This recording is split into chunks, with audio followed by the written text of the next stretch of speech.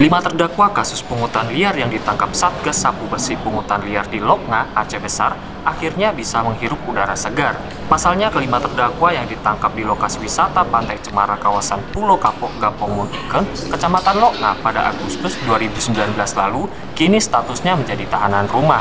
Hal itu diputuskan Majelis Hakim Pengadilan Negeri Janto dalam sidang perdana yang digelar di ruang sidang Pengadilan Negeri Janto pada Rabu 26 Januari 2022. Dan para tersangka menghadiri sidang secara virtual dari Rutan Janto.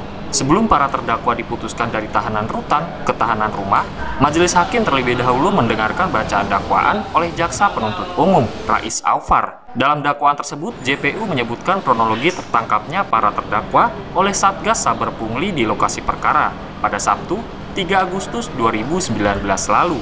Kelima terdakwa masing-masing berinisial F, 47 tahun, DY 42 tahun, ASR 39 tahun, BY 43 tahun, HC 36 tahun.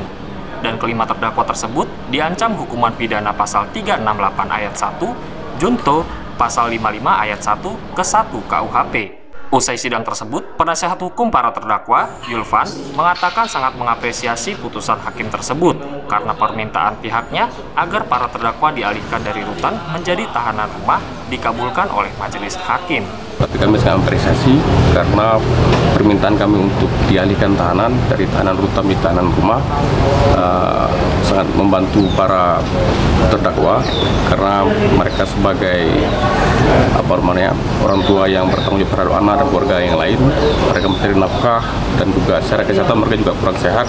Jadi apa yang menjadi putusan setelah hari ini menjadi sangat luar biasa dan membantu proses hukum juga. Kami juga menjamin kita akan kooperatif sampai dengan sidang selesai.